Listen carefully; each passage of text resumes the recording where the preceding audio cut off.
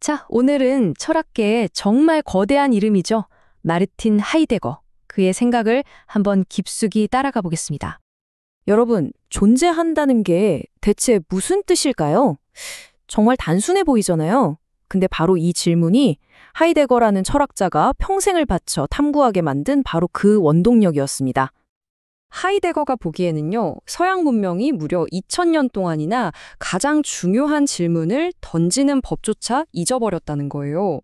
그러니까 플라톤이랑 아리스토텔레스 이후로 철학이 온통 저기 뭐가 있지? 이건 뭐지? 하면서 눈에 보이는 것들에만 정신이 팔려서 정작 존재한다는 것 그 자체가 대체 무슨 의미인지를 물어야 한다는 사실을 까맣게 잊어버렸다는 거죠. 그래서 하이데거의 철학을 보면요, 마치 서양 사상의 아주 깊은 땅속을 파고드는 거대한 고고학 탐사 같아요. 수천 년 동안 쌓이고 쌓인 전통이라는 흙더미를 조심스럽게 한 겹 한 겹 걷어내면서 그 아래 묻혀버린 우리가 완전히 잃어버렸던 그 존재의 원초적인 의미를 다시 발굴해내려는 시도였던 겁니다. 자, 그럼 이 거대한 탐사의 첫 번째 단서는 어디서 찾을 수 있을까요? 하이데거는 아주 흥미로운 지점에서 시작합니다. 이 존재가 뭐냐고 묻는 유일한 존재, 바로 우리 자신에게서 그 실마리를 찾아야 한다는 거죠. 그래서 그는 다자인, 우리말로는 현존재라는 아주 특별한 용어를 만들어냅니다. 이게 왜 중요하냐면 그냥 인간이라고 하지 않고 굳이 새로운 말을 쓴 건 기존의 모든 정의에서 벗어나고 싶었기 때문이에요. 우리와 존재 사이의 그 독특한 관계, 거기에만 딱 집중하고 싶었던 거죠. 아주 간단히 말하면 현존재는 내 존재는 대체 뭘까 하고 스스로에게 질문을 던지는 바로 그런 존재를 말합니다. 이 지점에서 전통 철학과의 차이가 확 드러나는데요. 정말 흥미롭습니다. 예를 들어 데카르트는 나는 생각한다, 고로 존재한다면서 인간을 세상과 딱 분리된 홀로 생각하는 존재로 봤잖아요. 하지만 하이데거는 아니라고 말합니다. 우리는 결코 세상과 분리될 수 없다는 거예요.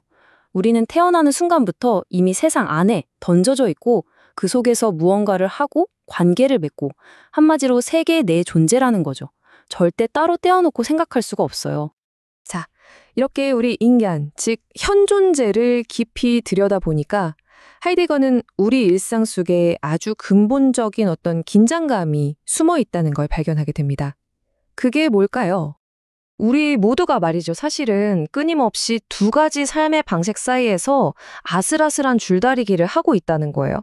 한쪽에는 내가 주체적으로 선택하고 책임지는 진짜 나의 삶, 즉 본래적 실존이 있고요. 다른 한쪽에는 그냥 남들이 하니까 따라하는 익명 속에 숨어버리는 가짜 삶, 즉 비본래적 실존이 있는 거죠. 이 남들의 세계, 하이데거는 이걸 세인이라고 불렀는데 여기 빠져 사는 건 참 편해요. 책임질 필요도 없고요. 하지만 아주 교묘하게 우리를 진짜 나 자신으로부터 멀어지게 만듭니다. 예를 들면 이런 거죠. 별 생각 없이 요즘 다들 그렇더라 하면서 말을 옮기는 잡담. 진실을 알려고 하기보단 그냥 새롭고 자극적인 것에만 기웃거리는 호기심. 그리고 뭐가 진짜 중요하고 뭐가 그냥 지나가는 건지 기준을 흐려버리는 애매함. 바로 이런 것들을 통해서 우리는 점점 나를 잃어버리게 된다는 겁니다. 그럼 이 평안하지만 공허한 세계에서 어떻게 빠져나올 수 있을까요? 여기서 하이데거는 아주 뜻밖의 감정을 열쇠로 제시합니다. 바로 불안이에요. 왠지 모르게 엄습하는 그 깊은 불안감. 그게 바로 우리가 발 딛고 서 있던 편안한 일상이 사실은 아무런 단단한 기반이 없는 허공이었다는 걸 확 깨닫게 해주는 충격 요법이라는 거죠. 이 불안을 통해서 우리는 비로소 세인의 잠에서 깨어나서 진짜 나만의 삶을 마주할 문을 열게 된다는 겁니다. 자, 여기서부터 하이데거의 생각은 한번 크게 방향을 틉니다. 이른바 전회라고 하는데요. 이제 그의 관심은 현대 세계가 대체 어떤 방식으로 존재의 의미를 가려버리고 있는가로 옮겨갑니다. 그리고 그가 지목한 가장 강력한 용의자는 바로 기술이었습니다. 그런데 여기서 정말 중요한 점이 있어요. 하이데거가 기술이라고 할 때 그건 우리가 쓰는 스마트폰이나 컴퓨터 같은 기계 자체를 말하는 게 아니에요. 그보다 훨씬 더 근본적인 겁니다. 바로 세상을 바라보는 하나의 방식, 하나의 태도를 말하는 거죠. 모든 것을, 심지어 강과 산, 동물과 식물까지도 전부 통제하고 관리하고 최적화해야 할 자원으로만 바라보는 그런 사고방식. 이걸 하이데거는 게슈텔, 즉 좌대 혹은 틀이라고 불렀습니다. 이게 무슨 말인지 아주 기가 막힌 예시가 있습니다. 옛날 네덜란드에 있던 풍차랑 지금의 거대한 풍력 발전소를 한번 비교해 보세요. 옛날 풍차는 그저 부는 바람의 힘을 빌려서 자연의 리듬에 맞춰서 돌아갔어요. 말 그대로 바람과 협력한 거죠. 하지만 현대의 풍력 발전소는 어떻습니까? 자연에게 에너지 내놔 하고 도전하고 바람을 쥐어짜서 최대한의 전력을 뽑아내려고 하죠. 완전히 다른 관계인 겁니다.